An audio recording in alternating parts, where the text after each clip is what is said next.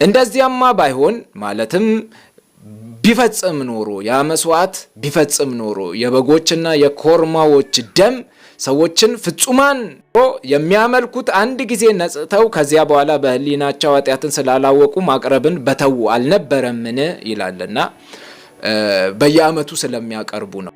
ህሊናቸው ፍጹም ሊሆን ስላልቻለ በየዓመቱ የሚወቅሳቸው የሚከሳቸው ነገር ስላለ መስዋዕትን ማቅረብን አልተውም። እያቀረቡ በየዓመቱ እያቀረቡ ይኖራሉ። እንደዚያማ ባይሆን ኖሮ ግን ይሄ መስዋዕቱ የሚፈጽም ፍጹማን ሊያደርጋቸው የሚችል ቢሆን ኖሮ ይተው ነበረ፣ መስዋዕትን አያቀርቡም ነበረ። ስለዚህም በብሉይ ዘመናት የነበሩት እነዚያ መስዋዕቶች ጥላ ናቸው፣ ክርስቶስን የሚያመለክቱ ፍጹማን ሊያደርጉ ግን የማይችሉ ፍጹም ወደሚያደርገው የሚጠቁሙ ሊፈጽም ወደሚችለው የሚጠቁሙ ናቸው። ነገር ግን በዚያ መስዋዕት በየዓመቱ የኃጢአት መታሰቢያ አለ። ሁል ጊዜ በየዓመቱ ስለ ኃጢአት መስዋዕት ስለሚቀርብ ሰዎቹ ህሊናቸው አልነጻም፣ ያስቡታል። በየዓመቱ መታሰቢያ ይኖራል ማለት ነው። የኮርማዎችና የፍየሎች ደም ኃጢአትን እንዲያስወግድ የማይቻል ነውና። ይሄ የኮርማዎች የፍየሎች ደም የቀረበው ሲጀመን ክርስቶስን በጥላነት ሊገልጽ ነው እንጂ ኃጢአትን ሊያስወግድ አይደለም። እና ኢየሱስ ክርስቶስ ኃጢአታቸውን ሁሉ እንደሚያስወግድ ኃጢአታቸውን ሁሉ በመስቀል ላይ እንደሚሸከም የሚገልጹ ናቸው። ስለዚህ ሊፈጽሙ የማይችሉ መስዋዕቶች ናቸው። በብሉይ ዘመናት የነበሩት እያንዳንዱ መስዋዕቶች ስለማን ያወራሉ? ስለ ኢየሱስ ክርስቶስ ሞትና ትንሣኤ፣ ስለ ሰው ልጆች ሁሉ ስለሚያፈሰው ደሙ የሚናገሩ ናቸው። በብሉይም በአዲስም ኪዳን መጽሐፍት የሚያወሩት ስለማን ነው? ስለ ኢየሱስ ክርስቶስ ሞትና ትንሣኤ ብቻ ነው። ስለ ሌላ ነገር የሚያወሩት ነገር የለም። ኢየሱስን ነው የሚተርኩት።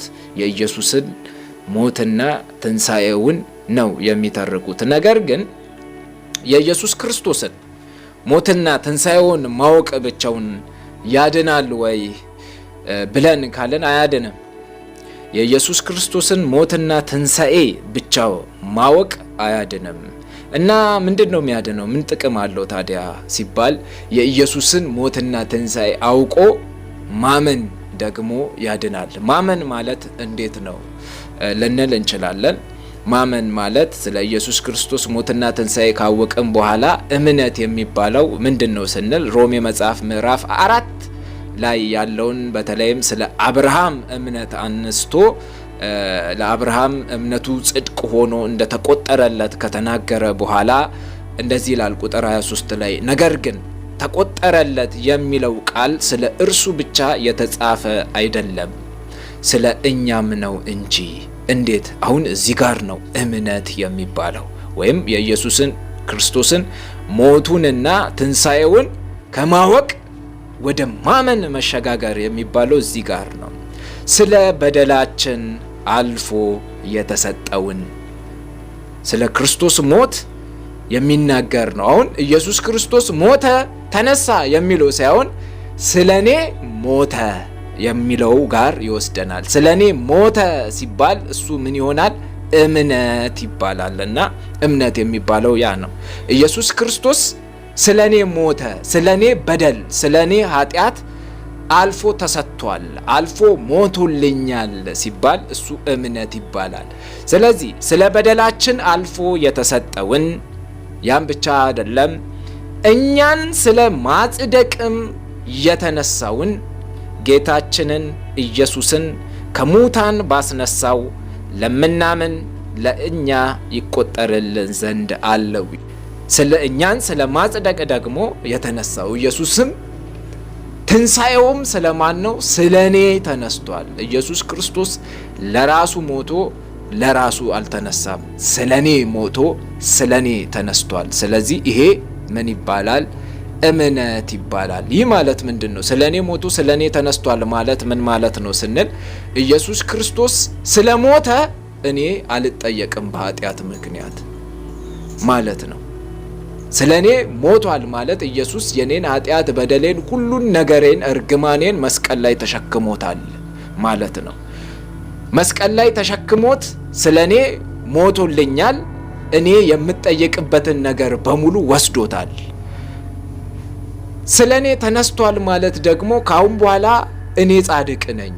ኢየሱስ በመነሳቱ እኔም አብሬው ተነስቻለሁ እንደማለት ነውና ይሄ ነው ዳግመኛ መወለድ የሚባለውን ነገር የሚናገር ክፍል ነው። ከክርስቶስ ጋር ሞተን ከክርስቶስ ጋር እንደተነሳን ሞታችን ቀራንዮ ላይ እንደተጨረሰ የሚናገረው ክፍል ይሄ ክፍል ነው። ስለዚህ በክርስቶስ ኢየሱስ ላሉት ካሁን በኋላ ኩነኔ የለባቸውም ተብሎ እንደተጻፈ በኃጢአት ምክንያት ማንም የቱም ሰው ሊከሳቸው ሰውም ይሁን ልዩ ፍጥረት፣ ኃይላት፣ መላእክት በክርስቶስ ኢየሱስ ያለውን ሰው ሊከስ አይችልም። ለምን? ኢየሱስ ክርስቶስ ጋር ያኔ ስለሞተ ቀራንዮ ላይ ስለሞተ። እምነት ማለት እሱ ነው እንጂ ኢየሱስ መሞቱን እና ኢየሱስ መነሳቱን ሁሉም ያምናሉ። የዓለም ሃይማኖቶች አብዛኞቹ ኢየሱስ ሞቶ እንደተነሳ፣ ነገር ግን ማመን የሚከብደው ኢየሱስ ሞቶ ኢየሱስ ተነስቷል የሚለውን ማያቅ የለም። ማወቁ ምንም ጥቅም የለውም። ማያቅ የለም። ሁሉም ኢየሱስ እንደሞተ ኢየሱስ እንደተነሳ ያውቃል። ያውም በዓላትን አዘጋጅተው ራሱ እያከበሩለት ነው። አሁን በዓላት አሉ ፊት ለፊት ትንሣኤ፣ ያው መጽሐፍ ቅዱስ ውስጥ የሌለ በዓለም ቢሆን ፊት ለፊት ክርስቲያኖች ተስማምተው ያጸደቁት በዓል አለ። የትንሣኤ በዓል የሚባለው ስለ ክርስቶስ መነሳት የሚያስቡበት በዓል ነው። ክርስቲያን ግን ቀን ጠብቆ ስለ ክርስቶስ በዓል ማሰብ የለበትም። እያንዳንዱ ቀን ላይ ክርስቲያን ስለ ክርስቶስ ሞትና ትንሣኤ ካላሰበ ክርስትናው ያጠራጥራል ማለት ነው። ሁል ቀን ነው አንድ ክርስቲያን ስለ ክርስቶስ ሞትና ትንሣኤ የሚያስበው። ከስቅለቱ ውጪ ምንም ከፊት ለፊቱ ተስሎ ሊታይ ሊገባው የሚችል ነገር መኖር የለበትም። የገላትያን ሰዎች ሐዋርያው ጳውሎስ እንደወቀሳቸው በሕግ እንጸድቃለን፣ በስራችን እንጸድቃለን፣ በስራችን እንድናለን ሲባል ማን ነው አዚም ያደረገባችሁ? እናንተ ሰዎች ማን ነው አዚም ያደረገባችሁ? ክርስቶስ እኮ በፊታችሁ እንደተሰቀለ ሆኖ ተስሎ ነበረ ብሏልና ለክርስቲያን ሁል ጊዜ ክርስቶስ እንደተሰቀለ ሆኖ መሳል አለበት። ሁል ቀን፣ አንድ ቀን አይደለም፣ በዓመት አንድ ጊዜ አይደለም፣ ሁል ጊዜ ክርስቲያን የኢየሱስ ክርስቶስን ሞትና ትንሣኤ ማሰብ አለበት። በዓል ጠብቆ አይደለም እና ከፊት ለፊት ያለውን በዓል ግን ሁሉም ያከብሩታል። የኢየሱስ ክርስቶስ ሞትና ትንሣኤ እንደሆነ ብዙ ሰዎች ያውቃሉ። ኢየሱስ ሞቶ ኢየሱስ የተነሳበት ቀን ነው ብለው ያከብራሉ እና ኢየሱስ ሞቶ መነሳቱ ለሁሉም የሚታወቅ ነገር ነው። ግን እሱ አላዳነም ሰውን። ኢየሱስ ሞቶ መነሳቱን ማወቅ ምንም አልጠቀመም። ለምን ሲባል ኢየሱስ ለማን ሞተ፣ ኢየሱስ ለማን ተነሳ የሚለውን ስላላወቁት። ኢየሱስ ለማን ሞቶ ኢየሱስ ለማን ተነሳ የሚለውን ማወቅ ያ ነው የሚያድነው። ያ ነው ደህንነት የሚባለው። ኢየሱስ ክርስቶስ ስለ በደሌ ስለ መተላለፌ አልፎ ተሰጥቷል ብሎ እኔንም ስለ ማጽደቅ ደግሞ ተነስቷል ብሎ ማለት እምነት ይባላል። ይሄ እምነት ደግሞ አብርሃም ያመነው አይነት እምነት ነው። ለኛም ደግሞ ለአብርሃም እምነቱ ጽድቅ ሆኖ እንደተቆጠረለት ለኛም ደግሞ እምነታችን ጽድቅ ሆኖ ይቆጠርልናል። ይህንን ስናምን ሰው ልጅ የሚድነው በጸጋ ነው። መዳን በጸጋ ነው። ኢየሱስ ክርስቶስ በመስቀል ላይ በሰራው ስራ ነው። አይ በስራ ነው መዳን ከተባለ አይሆንም። ደህንነት በስራ የለም በፍጹም። አይ ደህንነት በስራ ማግኘት እፈልጋለሁ ካለ ለሚሰራ ደሞዝ እንደ ዕዳ ነው እንጂ እንደ ጸጋ አይቆጠርለትም ተብሎ በሮሜ መጽሐፍ ምዕራፍ 4 ላይ ተጽፏል። ለሚሰራ ደሞዝ እንደ ዕዳ ነው እንጂ እንደ ጸጋ በፍጹም አይቆጠርለትም። ከሰራማ ይገባዋል፣ ይገባኛሉን ነው የሚያገኘው። ሰው ልጅ ደግሞ የሰራው ነገር በዝርዝር ተጽፏል። ሁሉ ኃጢአትን ሰርቷል። ሮሜ ምዕራፍ 3 ቁጥር 23 ላይ ያለው ስራው ተጽፏል እና ደሞዝም መቀበል መብት ነው። ነገር ግን እኛ ደግሞ በዚህኛው እናምናለን። ቁጥር 5 ላይ በተጻፈው ነገር ግን ለማይሰራ ኃጢአተኛውንም በሚያጸድቅ ለሚያምን ሰው እምነቱ ጽድቅ ሆኖ ይቆጠርለታል ይላል። እኛ ሁላችንም ክርስቲያኖች በዚህኛው ነው አምነን ሄዳን ነው።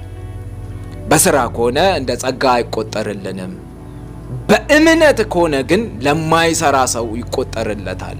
ኃጢአተኛውን ያጸድቃል ብሎ ለሚያምን ሰው ይቆጠራል። ለዛም ነው እኔ ኃጢአተኛው የጸደቅኩት እና ጸድቀናል፣ ድነናል ምናምን ስንል ዝም ብለን በግምት የመጣልንን አይደለም፣ የተጻፈውን ነው።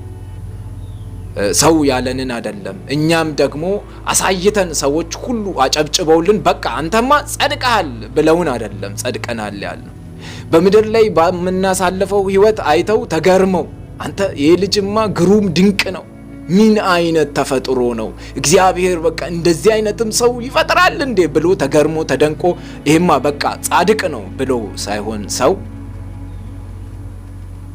ኃጢአተኛውን በሚያጸድቅ አምኜ ነው የጸደቅኩት።